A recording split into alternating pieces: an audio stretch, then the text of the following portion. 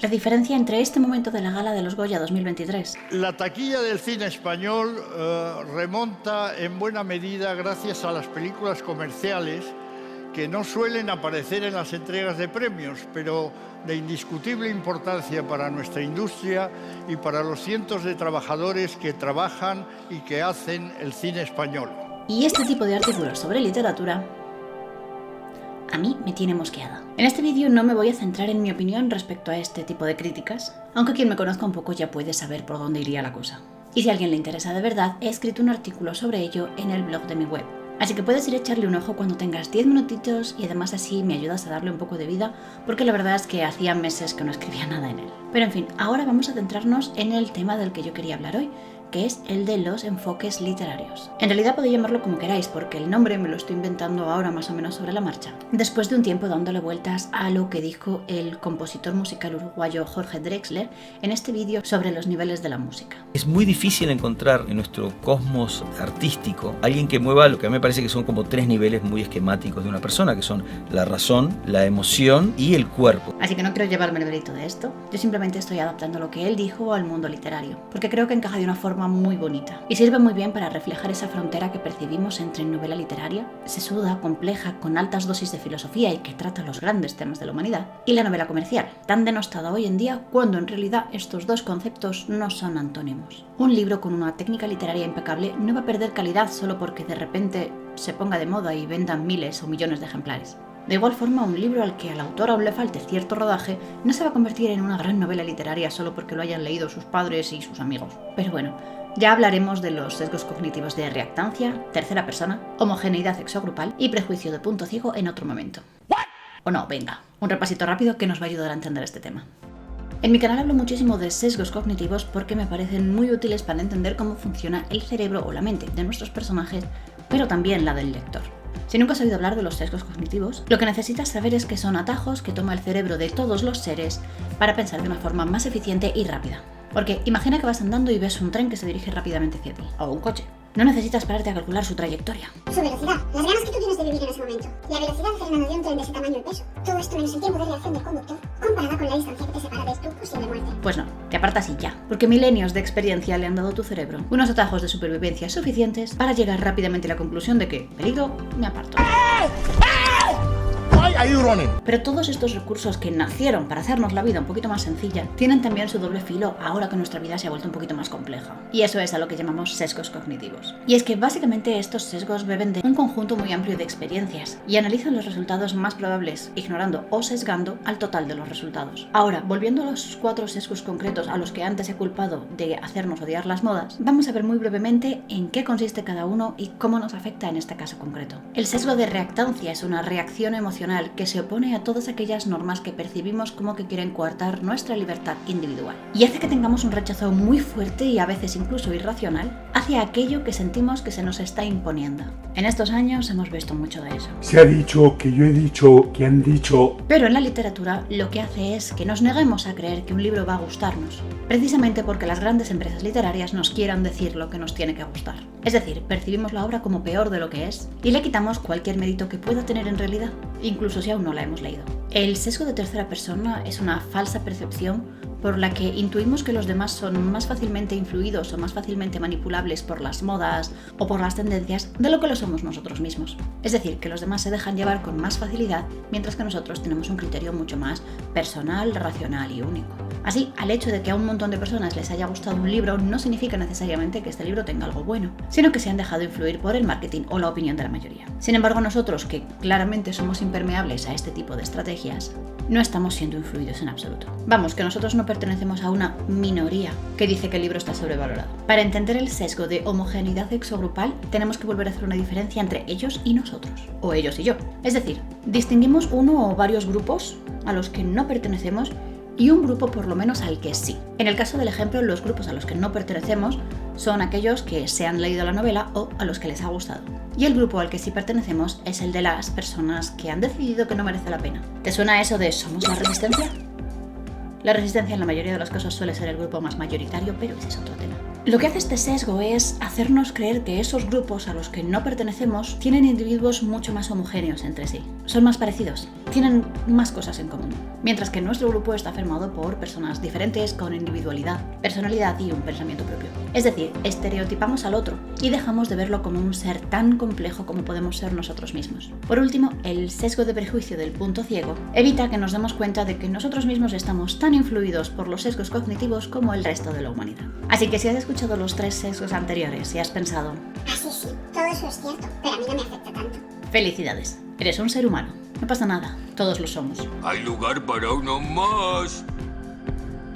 Y bueno, con esto podemos entender un poco por qué sentimos cierto rechazo hacia los bestsellers. Pero es que además cuando somos escritores tenemos un factor extra, y es que muchas veces entra en juego también la envidia. Con esto no quiero decir ni que todos los bestsellers sean en realidad buenos, ni que todos los libros sean iguales en calidad.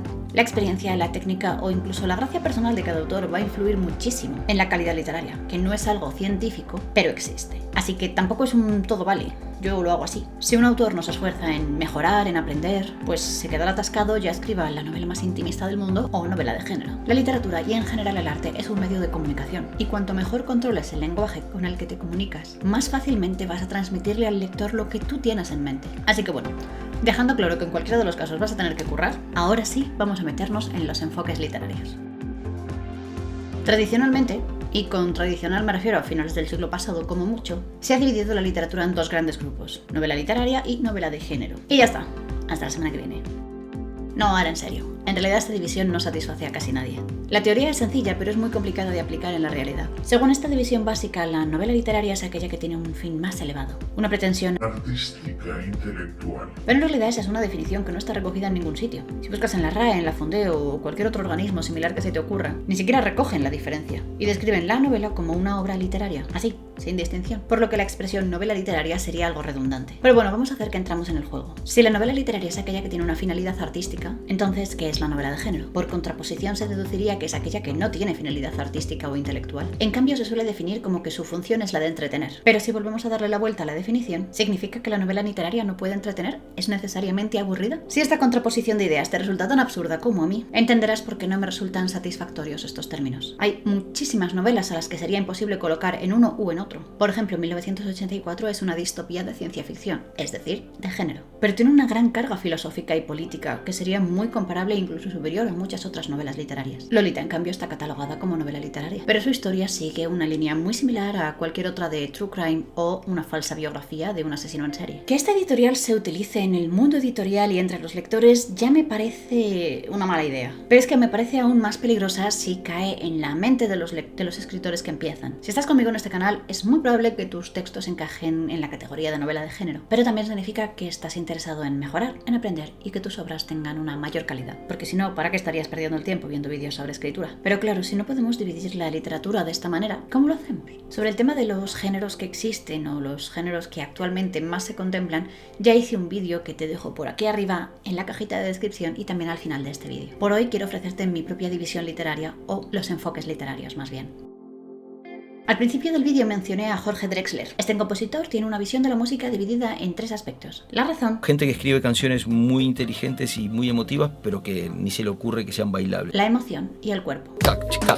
Con esa síncopa que no hay manera de que la cadera no se mueva. Y su explicación me ha parecido tan buena, tan fácil de entender y tan aplicable que he querido traducirlo al mundo literario. El enfoque de la razón tiene una alta carga filosófica, intelectual. Es una literatura que se hace preguntas, pero que no le da las respuestas al lector. Quiere hacerlo pensar, dudar, sacarlo del placer de la satisfacción instantánea. Son libros que no necesariamente acaban bien o de forma cerrada, porque lo importante es el viaje mental que te han hecho realizar. No son libros que puedas leer con sueño, ya que vas a necesitar una concentración muy profunda. El enfoque emocional intenta remover nuestros sentimientos. Amor, odio, nostalgia, pena, risa. Casi todas las novelas contemporáneas tienen bastante de esto. Es una lectura con la que empatizar, con la que se puede conectar fácilmente. Es una lectura entretenida porque nos importa. Por último, el enfoque del cuerpo despierta directamente los impulsos más primitivos de nuestro cerebro. Hablan de placer, de miedo, de dolor, de asco. En muchos casos de todo esto a la vez. Nos remueve algo en el estómago. Y esto es complicadísimo de hacer solo con palabras. Puedes imaginar que en realidad una novela no se constituye utilizando solo uno de estos enfoques. Un libro que tenga solo el lado mental podría ser un manual o un ensayo. Las que se suelen catalogar como novelas literarias suelen quedarse muy cerca de de este enfoque, pero también incluyen las otras dos en mayor o menor medida, y con mayor o menor acierto. También muchas novelas de género tocan este enfoque. Las novelas de ciencia ficción, por ejemplo, son famosas por tener complejos sistemas políticos-sociales, que reflejan las debilidades que tienen los sistemas reales de una forma fabulosa. En lo más alto de las vistas todo es fabuloso. ¡Qué flipe! ¡Me encanta esta canción! Pero no ese fabuloso, fabuloso de fábula. Es decir, dándole un aspecto nuevo y exagerando sus atributos hasta casi rozar la ironía o la parodia. Ahora que lo pienso, las fábulas en general son muy mentales. Las novelas que más tocan el enfoque emocional son aquellas en las que los sentimientos forman una parte importante de la trama. No solo la novela romántica, sino también los dramas, el thriller, la comedia e incluso la novela intimista. Es raro encontrar una novela de cualquier tipo que no tenga al menos un poquito de este enfoque, pues ha sido desde siempre el motor de las historias de todas las culturas. Necesitamos que la historia nos importe para seguir enganchados a ella. ¿Y existe alguna novela que sea puramente emocional sin rozar los enfoques mental y físico? Puede ser, podría darse el caso. Aunque yo no consigo pensar en ninguna ahora mismo, y en realidad tampoco entendería la decisión de limitarse a hacer algo así. ¿Y puede tener solo el apartado físico? Por poder, podría, pero creo que es más habitual en relatos. Se puede escribir un relato gore, de terror o erótico, sin gran carga emocional. Pero en el momento en el que se crea una trama más larga y compleja, ya necesitas apoyarte un poco en el plano emocional para que el lector quiera seguir acompañando a tus personajes durante 300 páginas. En realidad, para mí una buena novela es aquella en la que, además de una buena técnica literaria, obvio, existe un buen equilibrio entre estos tres enfoques. Esto no quiere decir que los tres tengan que tener siempre el mismo protagonismo, sino adaptarse al género y a la circunstancia. Pero creo que si sabes exprimir los tres, podrás aportarle algo muy rico y muy interesante a cualquier texto. Por ejemplo, antes hablábamos de 1984 de George Orwell. Vamos a ver sus dos primeros párrafos. Era un día frío y luminoso de abril, y los relojes estaban dando las 13. Winston Smith, con la barbilla clavada en el pecho, en un esfuerzo por escapar al desagradable viento, pasó a toda prisa entre las puertas de cristal de las casas de la Victoria, aunque no lo bastante rápido para impedir que se colara tras él un remolino de polvo y suciedad. El vestíbulo olía a col hervida y a esteras viejas. En un extremo habían colgado en la pared un cartel coloreado y demasiado grande para estar en el interior. Representaba solo una cara enorme, de más de 1 metro de ancho. El rostro de un hombre de unos 45 años, con un espeso bigote negro y facciones toscas y apuestas. Winston se dirigió a las escaleras. Era inútil tratar de coger el ascensor. Raras veces funcionaba, y en esos días cortaban la corriente eléctrica durante las horas diurnas. Era parte del impulso de ahorro en preparación para la Semana del Odio. El apartamento estaba en el 7º, y Winston, que tenía 39 años y una úlcera varicosa en el tobillo derecho, subió despacio, parándose a descansar varias veces. En cada rellano, enfrente del hueco del ascensor, el cartel con el rostro gigantesco le contempló desde la pared. Era uno de esos carteles pensados para que los ojos te sigan cuando te mueves. El hermano mayor vela por ti, decía el eslogan al pie. Lo primero que vemos es que Orwell comienza hablando del tiempo, algo que los profesores de escritura insistimos en recomendar que se evite. Pero bueno, esta no es una novela contemporánea y además nos da una pista muy sutil sobre un cambio que ha habido en el mundo. Un mediodía soleado de abril no debería ser frío, pero aquí sí lo es. Es frío y ventoso. Y no lo menciona como algo excepcional, sino como algo que fuera lo más normal. Y respecto a los tres enfoques, podemos ver, o más bien intuir, los tres. Y digo intuir porque al estar tan entremezclados hay frases que podrían catalogarse en más de uno de ellos. Y también porque en solo 2 párrafos es muy difícil ver la carga que una novela tiene de los 3 enfoques, especialmente del mental. Pero bueno, brevemente, el enfoque físico es el más fácil de reconocer. Se ve en el frío, en el viento desagradable, el polvo y la suciedad, en el olor a col hervida y a rancio, la úlcera del tobillo. Pero también en ese póster gigante que no deja de mirarte rellano tras rellano y que representa el miedo. No olvidemos en qué momento histórico se escribió esta novela. Un autor británico en plena Segunda Guerra Mundial que también participó en la Guerra Civil Española del bando republicano. Así que no hay que tirar mucho de imaginación para saber en quién o quiénes podría estar basada esta imagen. Lo que, cuando se publicó esta novela al inicio de la Guerra Fría, era una lanza directa de odio y miedo.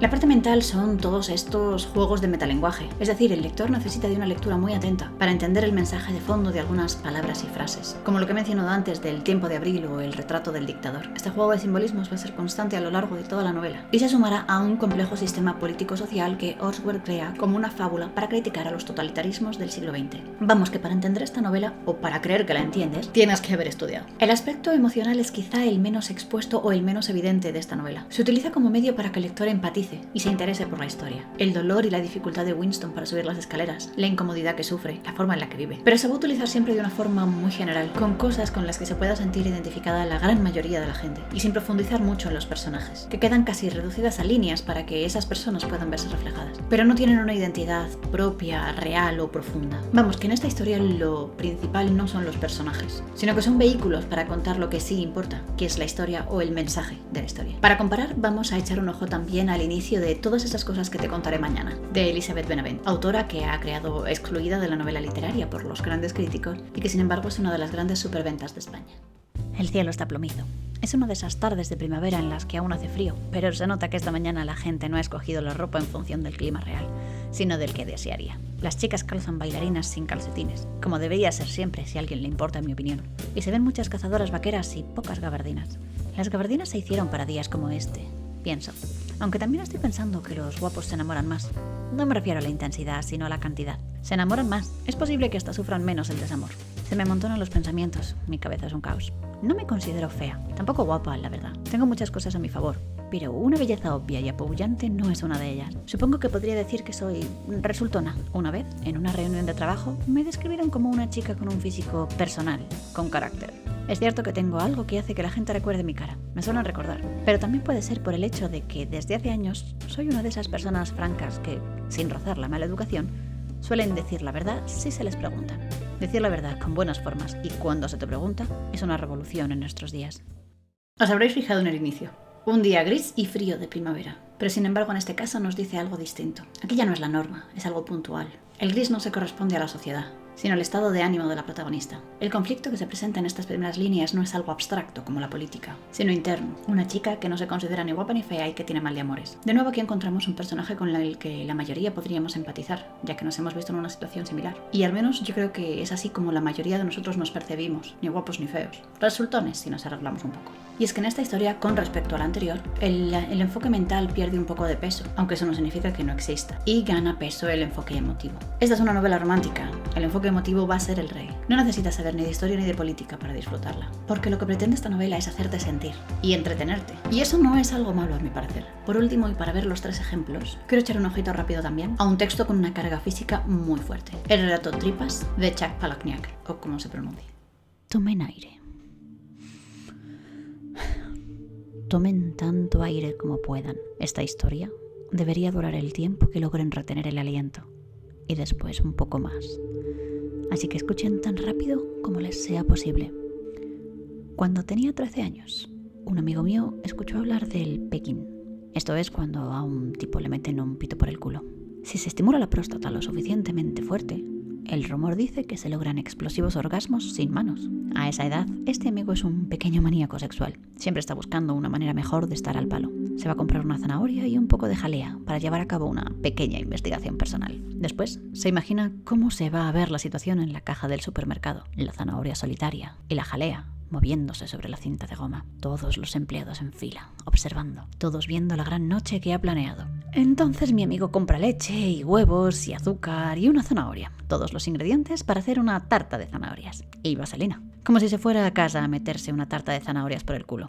Aparte del lenguaje vulgar y del morbo que pueda tener el argumento, Palahniuk involucra al lector desde la primera línea. Le pide que aguante la respiración. Ya lo está poniendo incómodo, pero también a prueba. Aunque en realidad esto no tendrá sentido hasta más o menos la mitad del relato, 4 páginas más adelante. Lo que me importa de este texto es que se puede ver claramente el enfoque físico. Es imposible que el texto no te remueva algo, ya sea morbo o asco. Los enfoques mental y emocional pasan tan desapercibidos que es difícil encontrarlos. Y aunque en general el enfoque físico, y más en concreto el realismo sucio, que es el género al que pertenecería este relato, es el enfoque menos valorado, la verdad es que los 3 son muy difíciles de dominar. Cada uno tiene un uso del lenguaje muy específico. Hace uso de distintas estrategias para llegar al lector. No solo por tener un lenguaje rebuscado y metáforas estaríamos consiguiendo acercarnos al plano mental. Ni por poner 3 palabrotas y 4 obscenidades nos acercaríamos al aspecto físico. La clave está en saber en qué proporción y cómo utilizar cada uno de estos 3 enfoques, en función de lo que quieras obtener del lector en ese momento. Si sabes moverte de una a otra, conseguirás que tu novela sea una experiencia muy interesante, muy completa. Para mí una autora que logra esto con gran maestría es Annie Ernaux, la ganadora del Nobel de Literatura de 2022. Me voy a despedir leyendo el inicio de su novela La mujer helada. Nos vemos en 15 días, pero me encantaría conocer tu opinión sobre estos 3 enfoques en los comentarios. Y si te ha gustado, no olvides darle un like al vídeo. Ahora sí, ¿eres capaz de identificar los 3 enfoques en este fragmento? Mujeres frágiles y vaporosas, hadas de manos suaves, pequeñas auras de sus casas a cuyo paso quedo surgen el orden y la belleza. Mujeres sin voz, sumisas. Por mucho que busque, no veo tantas así en el paisaje de mi infancia. Ni siquiera el modelo inferior, menos distinguido, más ordinario. Las frotadoras de fregaderos limpios como la patena. Las cocineras de retales. Las que llegan a buscar al niño a la escuela un cuarto de hora antes del timbre. Con todas las tareas de la casa ya finiquitadas. Las bien organizadas hasta la muerte. Mis mujeres, las mías, vociferaban todas. Tenían el cuerpo descuidado. Demasiado pesado o demasiado plano. Dedos rasposos, caras sin pintar o, al contrario, maquilladas como puertas, con gruesas manchas rojas en mejillas y labios. Su ciencia culinaria se reducía al conejo a la cazadora y el arroz con leche. Más bien pegajoso, por cierto. No sospechaban que hubiera que limpiar el polvo a diario. Habían trabajado, o seguían haciéndolo, en el campo, en la fábrica, en las tiendas abiertas de la mañana a la noche.